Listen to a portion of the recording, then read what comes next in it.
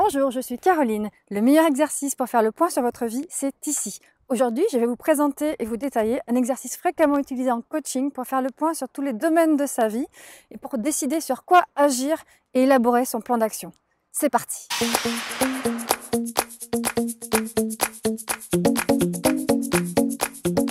Bonjour, je suis Caroline Drouard, coach de vie et auteure du blog Bien-être en cours. J'accompagne les femmes actives à reprendre leur vie en main, à se sentir bien dans leur corps et dans leur tête. Si vous êtes nouvelle, pensez à vous abonner à la chaîne YouTube et allez sur le blog, vous trouverez le lien juste en dessous dans la description. Aujourd'hui, je vais vous présenter un exercice de coaching qui va vous permettre effectivement de reprendre votre vie en main, de faire le point sur beaucoup de domaines de votre vie. Restez bien jusqu'à la fin car je vous expliquerai comment mettre en place ces actions dans votre quotidien.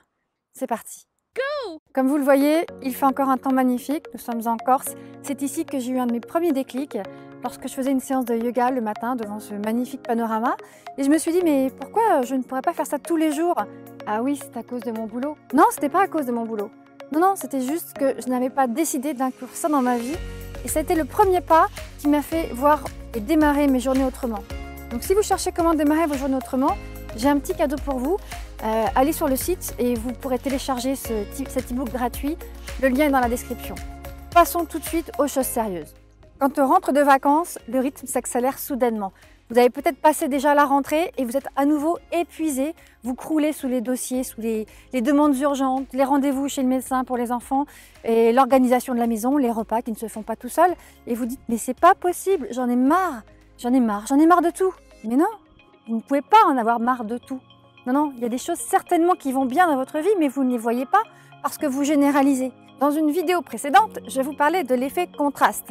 C'est exactement ce qui se passe aussi quand on a l'impression d'en avoir marre de tout.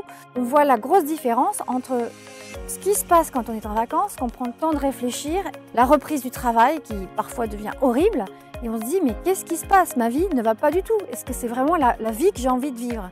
Donc vous mettez deux situations opposées côte à côte et donc là l'écart vous semble énorme. Je vous propose de prendre un peu de recul avec un exercice de coaching qu'on utilise fréquemment pour faire le point sur plusieurs domaines de sa vie. Pour vous aider, je vous ai préparé un fichier que vous pouvez télécharger en cliquant juste en dessous dans la description et qui va vous servir de support. Bon, au préalable, prenez-vous un mug, une boisson chaude, cocoonez-vous, surtout s'il fait un peu frais chez vous et préparez-vous avec vos feutres ou vos stylos. On va bosser. Pour cet exercice, vous allez évaluer chaque domaine de votre vie sur une échelle de 1 à 10. En partant de 1, vous pouvez largement vous améliorer. Jusqu'à 10, je suis au top. Je vais vous poser tout un tas de questions. C'est le principe du coaching, c'est le questionnement. On va commencer par le premier domaine, le domaine de la carrière ou de votre activité professionnelle. Parce que parfois, on a l'impression qu'on en a vraiment marre de notre travail, mais ce n'est pas forcément ça qui pêche. Donc, on a besoin quand même de faire le tour de la question. Ensuite, votre travail, vous ne l'avez pas choisi par hasard, vous n'êtes pas arrivé là par hasard. Donc il y a peut-être des choses qui clochent, mais ce n'est pas pour autant que vous devez vous précipiter tout de suite sur les offres d'emploi pour aller trouver un nouvel emploi. Qu'est-ce qui ne vous plaît pas exactement? Est-ce qu'il y a des tâches qui vous plaisent ou d'autres qui vous déplaisent? Qu'est-ce que vous aimeriez voir changer? Sur quel changement vous pourriez influer? Avez-vous la sensation de stagner? Souhaitez-vous évoluer? Avez-vous envie ou besoin d'une formation?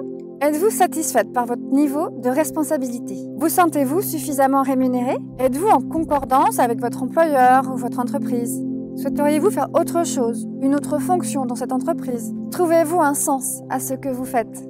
Je vous propose aussi quelques pistes d'action à chaque fois, mais bien sûr, il y en a beaucoup plus que cela. Vous pourriez proposer des changements d'organisation. Vous pourriez vous former, aller demander, argumenter auprès de votre supérieur hiérarchique ou de votre employeur une formation. Vous pouvez faire un bilan de compétences aussi. Vous pouvez demander un autre poste si l'entreprise vous plaît. Vous pouvez prendre un congé sabbatique et oui, prendre le temps de réfléchir à fond sur ce que vous voulez vraiment faire si jamais votre activité ne vous plaît plus. Puis si vraiment vous avez fait le tour de la question et que plus rien ne vous plaît, plus aucun changement ne vous semble possible, bien il est temps de refaire votre CV. Si on s'intéressait maintenant au domaine des finances, votre salaire vous convient-il? Maîtrisez-vous vos dépenses? Quel est votre niveau d'endettement? Votre reste pour vivre vous convient-il? Avez-vous une épargne? Et à quel niveau? Disposez-vous d'autres sources de revenus? Avez-vous des investissements, des actifs? Arrivez-vous à budgétiser vos projets? Dans les pistes d'action que je vous conseille, il y a par exemple trouver une autre source de revenus. Demandez un rendez-vous pour obtenir une augmentation de salaire et pas le faire entre deux portes, un vrai rendez-vous, argumenté. Vous pouvez aussi avoir comme objectif d'épargner tant par mois. ou arriver à tel niveau d'épargne ou en pourcentage de vos revenus. Vous pouvez aussi décider de réduire vos dépenses. Dans le domaine de la santé physique et mentale, comment vous sentez-vous globalement? Êtes-vous en bonne santé? Vous sentez-vous au quotidien plutôt pleine d'énergie ou au contraire complètement vidée? Avez-vous suffisamment de sommeil, de repos? Présentez-vous des pathologies particulières? Êtes-vous affecté par les virus saisonniers? Souffrez-vous en ce moment? Votre style de vie est-il sain? Êtes-vous anxieuse, stressée? Faites-vous régulièrement de l'exercice? Je vous propose aussi quelques pistes d'amélioration pour poser vos actions. Faire le point avec votre médecin traitant, vous tourner vers d'autres types de médecine, des médecines alternatives, travailler sur votre stress, bien évidemment. Je vous propose pas mal de techniques que vous retrouverez dans cette vidéo. Vous pouvez vous lancer dans une activité physique si vous n'en pratiquez pas encore, ou en tout cas ancrer votre activité physique régulière. Vous pouvez faire le choix d'une alimentation saine et le choix de vous coucher plus tôt. Le domaine du couple et de la sexualité. Avez-vous de l'amour dans votre vie? Très important. Êtes-vous en couple? Quel est votre niveau d'harmonie dans votre couple? Avez-vous besoin de plus d'intimité ou plus de distance peut-être? Aimez-vous toujours votre partenaire? Êtes-vous satisfaite sexuellement? Avez-vous des projets d'avenir ensemble? Quelques pistes pour poser des actions.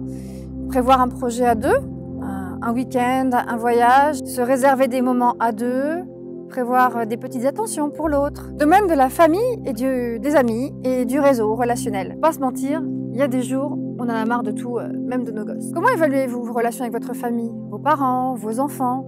Avez-vous des amis proches? Quelles sont vos relations avec eux? Êtes-vous entouré par d'autres personnes dans un réseau peut-être d'associations, de loisirs, des collègues? Sur qui pouvez-vous compter lorsque vous n'allez pas bien et lorsque vous avez envie de parler? Qui souhaiteriez-vous plus voir ou moins fréquenter?